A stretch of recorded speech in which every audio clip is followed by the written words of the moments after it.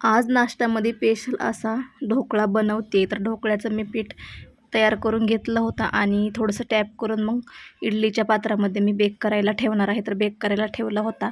त्यानंतर चटणीची तयारी करून घेते. तर आज मी वेगळी चटणी बनवते. शेंगदाण्याची ओली चटणी बनवली आणि मी दरवेळेस चिंचाची चटणी बनवते. पण ह्यावेळेस मी चिंचाची चटणी बनवणार नाही, कारण की घरामध्ये सगळ्यांना खोकले आहेत. त्यामुळे तर आज ढोकळा इतर वेळेपेक्षा खूप छान झाला होता. फुगलासुद्धा होता आणि खायलासुद्धा खूप मस्त झाला होता. आणि ना आजच्या व्हिडिओमध्ये त्रिची आणि ह्यांचीच कमी होती. का ते पुढं मी तुम्हाला सांगणारच आहे. तर इथं मस्त माझा ढोकळ्याला तडकासुद्धा देऊन झाला होता. खूप छान ढोकळा दिसत होता.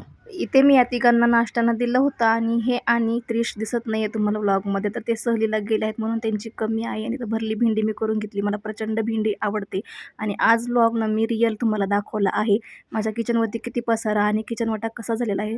एरवीनं मी किचन ओटा साफ करते व्लॉग करायच्या आधी, पण आज म्हटलं तुम्हाला रिअलच व्लॉग दाखवावा.